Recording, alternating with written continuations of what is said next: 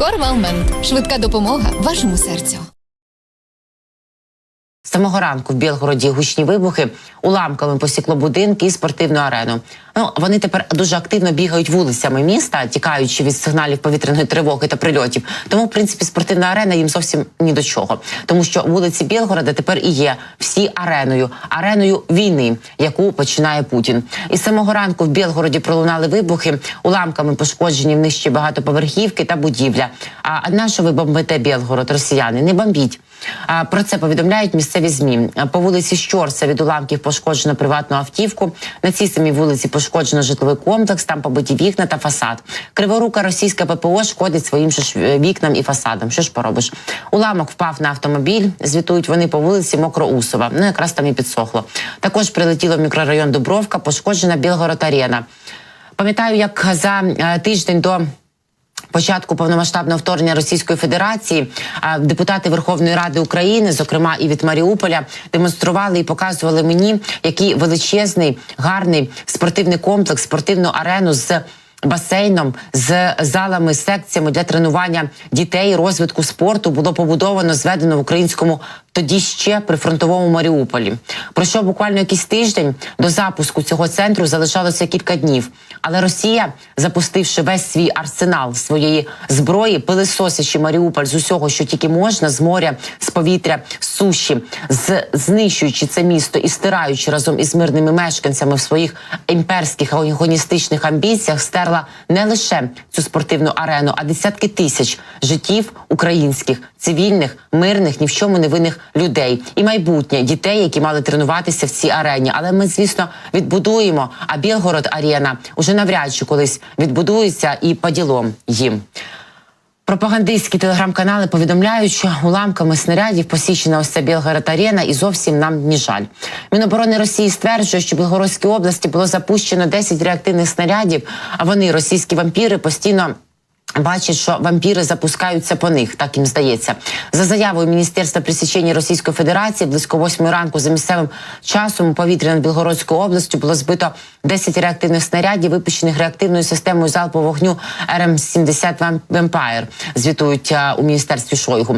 Ця система використовується з початку минулого тижня для обстрілів Білгорода, бідкаються вони. Раніше білгородський губернатор Слава Гладков повідомляв про ракетну небезпеку в місті та Білгородському районі. Це вже звичні його пости. Там вони просто один за одним нарізаються, що, в принципі, дуже заслужено для Білгородщини. А незабаром там був сигнал про скасування загрози, але це ненадовго. Місцеві ресурси публікували ті фото, які вам показували можливих наслідків. Місцеві мешканці бігли ранковий марафон просто по всьому місту. Ось так жити в реаліях війни. Ви ж не вимагаєте Путіна її зупинити? Вона зупинить вас. Випливає з цих повідомлень, що пошкодження зазнали від роботи їхньої ППО багатоквартирні будинки. Руйнування було на кількох вулицях: Спортивні, Горько, Губкіна, Єсеніна. І отак вони бігли. Але від війни не втечеш, війну потрібно зупиняти і звертатися з цими вимогами до свого диктатора, який її і починає, не шановані білгородчані. Знаходять білгородці уламки від збитих снарядів, а мешканці Києва, української столиці, знаходять третій рік підряд ось такі уламки від збитих, запущених Росією ракет. То ми живемо в таких реаліях, тепер в них житиме і Білгород. Уламки вони знаходять, а совість свою так ніяк і не знайдуть, як і їхній російський диктатор, який тим часом готує напад на НАТО. Росія може напасти на НАТО ще в коротші терміни, ніж ми тут постійно обговорюємо, аналізуємо, міркуємо, чекаємо. На це вказує ряд показників. Росія швидше за все готується розгорнути широкомасштабний збройний конфлікт із НАТО у коротші терміни, аніж раніше прогнозував ряд західних аналітиків. Про це повідомляє в своєму свіжому зведенні Американський інститут вивчення війни. Там вказують, що на такі плани російського правителя Путіна вказують одразу 3 чинники – фінансові, економічні і військові показники.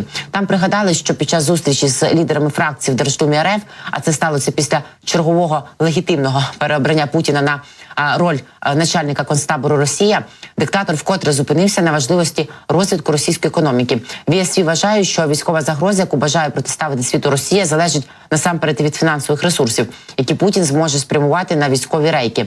Наразі він намагається створити умови для стабілізації економіки. Найімовірніше, це є частиною фінансових та внутрішніх приготувань Росії до потенційного майбутнього великомасштабного конфлікту з НАТО, а не лише до затяжної війни в Україні. Це ж треба помітили.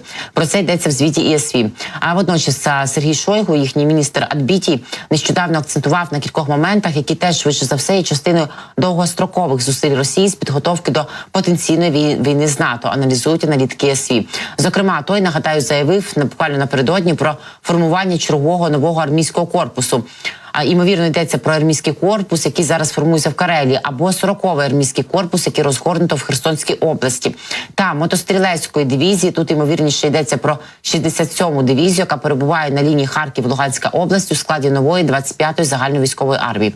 Також глава Міноборони РФ заявив, що російські військові планують сформувати 2 загальновійськові армії нові, 14 дивізій та 16 бригад до кінця цього лишень року. За оцінками ЄСВ, Росії наразі не вистачає особового складу, військової інфраструктури та тренувального потенціалу, щоб належним чином укомплектувати кілька абсолютно нових дивізій до рівня армійських з'єднань до повної бойової готовності в найближчій і середньостроковій перспективі. Однак такі реформи швидше за все спрямовані на розбудову довгострокового військового потенціалу Росії щодо НАТО, а не на негайне створення та укомплектування нових з'єднань до рівня армії, вважають аналітики Інституту вивчення війни.